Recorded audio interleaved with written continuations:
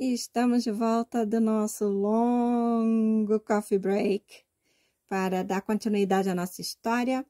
Lembrando que estamos cobrindo o livro Who Kidnapped Excellence. Os autores são Harry Poe, John Britt e Ed Kent. Eu não deixei isso muito claro nos outros vídeos, mas na descrição vocês podem encontrar a referência direitinho. Então, hoje nós vamos apresentar a face da aparência. Ela revela a arte do disfarce, né, que é a estratégia que a aparência usa. Gente, deixa eu falar aqui, né, rapidinho. É que eu chamei de aparência para ficar um nome mais bonitinho, né, não ficar assim tão pejorativo. Mas a tradução certa seria mesmo mediocridade. Só que mediocridade em português é muito ruim, né? Então, eu botei assim como se fosse a aparência da excelência. Eu acho que fica mais suave e mais fácil da gente visualizar, porque fica só parecido o que estamos fazendo, né? Parece que fizemos e não foi feito com o nível de excelência que deveria, mas passa, né? A gente fica fora do radar, como a gente vai ver numa parte aí da apresentação. Então, nós vamos já entrar na apresentação.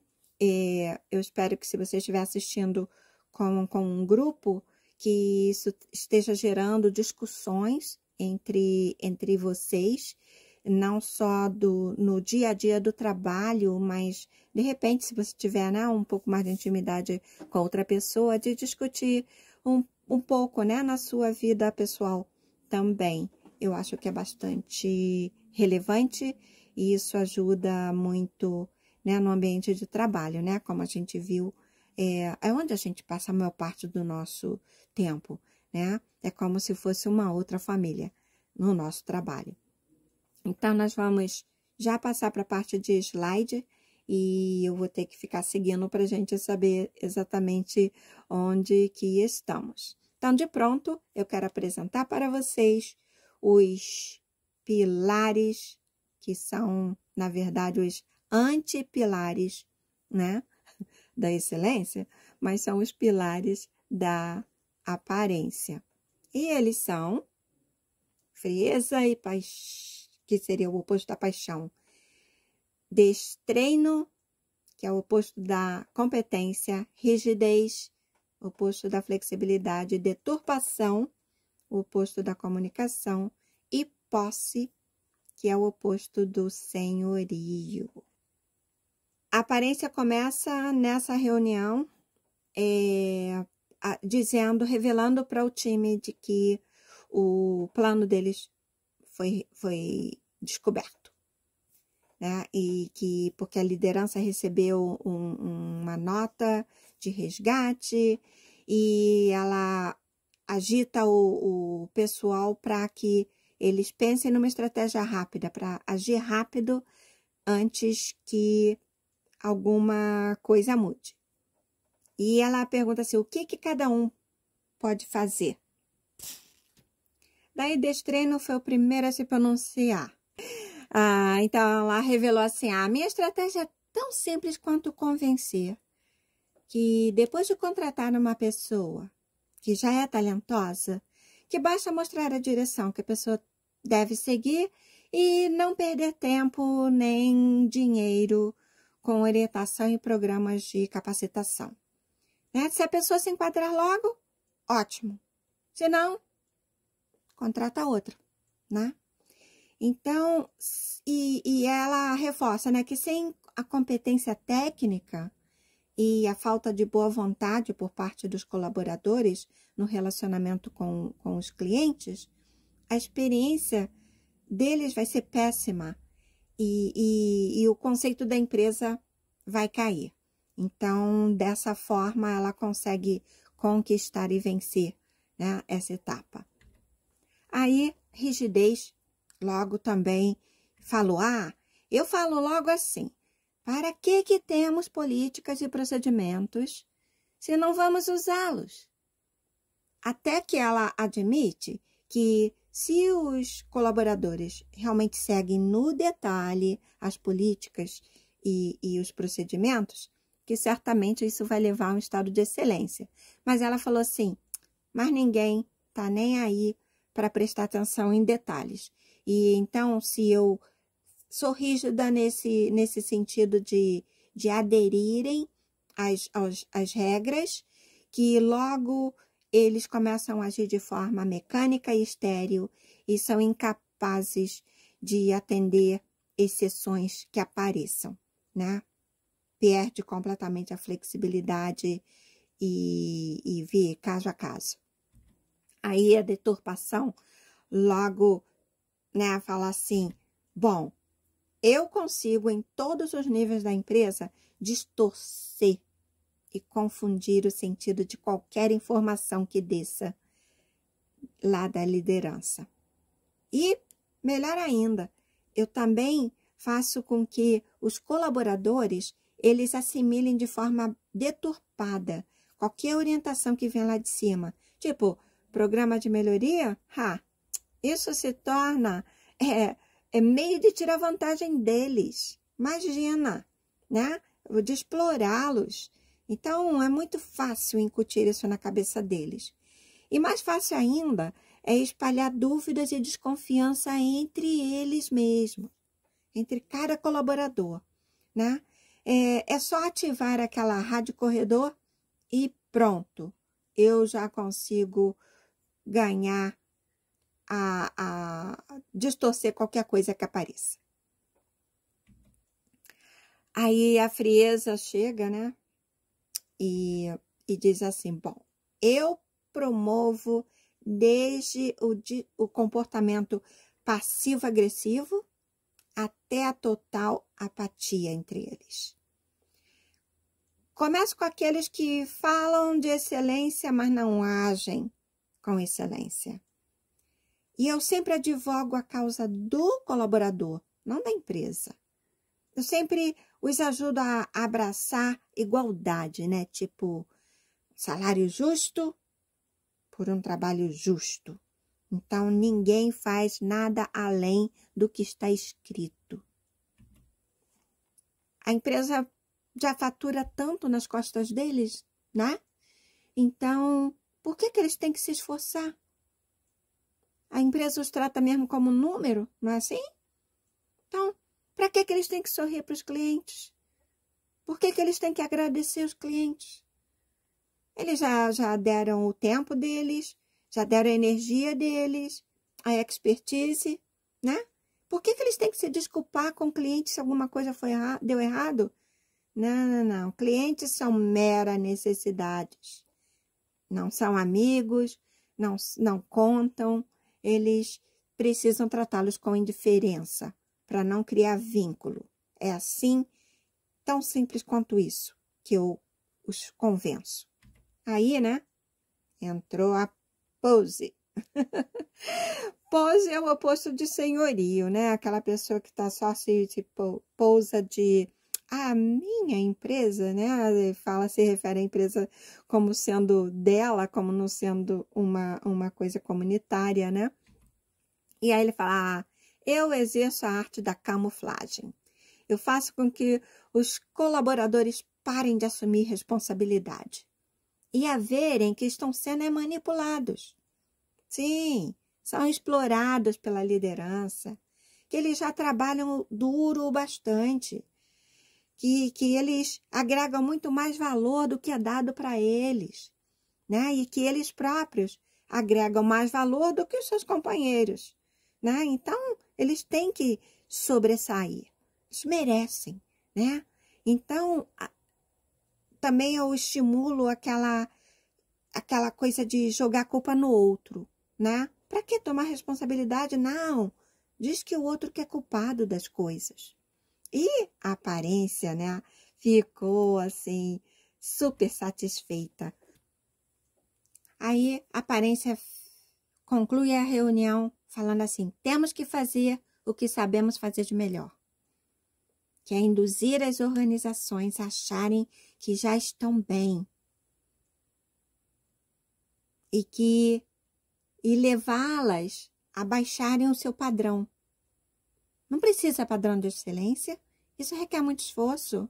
Não, eles precisam se contentar a estar na média. Um pouquinho acima da média já está bom. Não precisa passar disso. E isso tudo vai resultar num péssimo atendimento ao cliente, num baixo desempenho, e aí nós conseguimos o nosso objetivo. Eu posso contar com vocês? Aí todo mundo, sim, pode. E aí a aparência sai da reunião e vai direto para o esconderijo onde está a excelência no porão. E ela chega e começa a falar, ninguém percebeu que eu sou você. Ninguém sente a sua falta. Ser bom para todos na empresa basta. Você virará história muito em breve. O meu time está trabalhando para isso. E dá as costas e sai. No que ela sai, Excelência ri, dá um risinho e diz, ela só esquece que o que me define não é estar acima dos 50%, nem me comparar aos outros. Eu me comparo com o meu próprio potencial, com o meu melhor. E o melhor vem de dentro, não é medido por outra pessoa. Somente eu sei quando eu dei o melhor. Somente eu sei quando eu agi simplesmente para me manter fora do radar. Dias maus acontecem com todo mundo, mas eles não me definem. E paixão, competência, flexibilidade, comunicação, senhorio, são qualidades internas em mim, dentro de mim, e eu as escolho. Dia a dia, minuto a minuto, a escolha minha tê-las. Excelência, ela é resultado de operarmos em níveis ótimos em cada uma dessas qualidades. E a aparência esqueceu de mais uma coisa. Só o fato de ter aparecido esse bilhete de resgate. Isso prova que alguém notou que eu desapareci. O resto da saga vai ficar agora para o próximo vídeo. Mas vamos fazer uma reflexão do ponto de vista pessoal a partir da vida do Dan. Dan saiu da empresa naquela manhã e começou a refletir em relação à sua própria excelência. Ele ficou assim, pensando como que foi quando ele começou a empresa dele e o estado que ele estava agora, né? Ele ficou assim, o que eu posso dizer do meu próprio grau de excelência? Com o tempo, aquelas conversas que eram tão genuínas de interagir com os clientes, de saber como que eles estavam, como que as crianças estavam, como que o cônjuge da pessoa estava, como que estava indo no trabalho. E ele ficava tão atento às respostas e participando e se animava, sabe, com as histórias. Com o tempo, isso corroeu, virou mera formalidade. Ele parou de prestar atenção nas respostas, de ver os clientes com novos olhos todos os dias. E pior é que ele reflete quando ele pensou em casa. Ele começou a ver também que o casamento dele estava comprometido da mesma forma, que havia muita discussão, né, entre ele e Lia, a esposa dele, e que às vezes ou as conversas terminavam em silêncio, ou terminava em manifestação de raiva mesmo. Eles pararam, né, de manter a paixão acesa. E aí ele se lembrou, bom, ele refletiu ainda mais, né, que as conversas sempre pairavam em circunstâncias financeiras, em alguma outra história comum, sem muito significado, e o que os unia ainda era o amor pelas crianças, né, que eles tinham. Aí ele refletiu sobre uma história que Paixão, né, um dos membros da Excelência, sempre conta nas reuniões de orientação de novos empregados. E a história do cão feliz, que ela diz assim, que a nossa atitude no trabalho, na vida, com as pessoas, precisa ser como a do cão, que o cão sempre vê uma coisa que está acontecendo como sendo novo, como sendo a primeira vez, né? Cada vez que ele coloca uma coleira no pescoço do cão para sair, para abrir a porta, ele tá naquele mesmo entusiasmo, como se fosse a primeira vez que ele vai sair por aquela porta. Também quando o dono chega em casa, o cão também tá, né, todo sererepe, todo, né, o rabinho, né, balançando e se lança, né, no dono e fica fazendo aquela festa, né, aquela alegria, demonstração de alegria. E Paixão passa isso nas orientações, dizendo que para a gente viver um nível de 100% de excelência, nós precisamos copiar essa atitude sempre nova do cão. Cada experiência o cão vê como sendo nova e empolgante. Então, eu vou parar aqui, vou te deixar com essa reflexão na próxima semana ou no próximo vídeo, dependendo de quando você está assistindo isso, você vai ver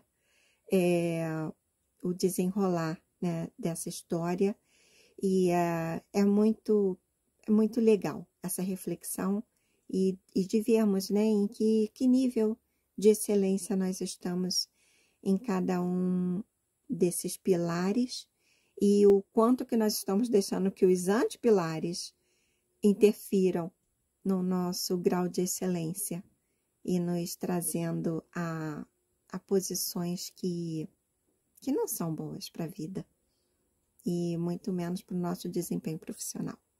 Tá bom assim? Então, a gente para aqui e nos vemos no próximo vídeo.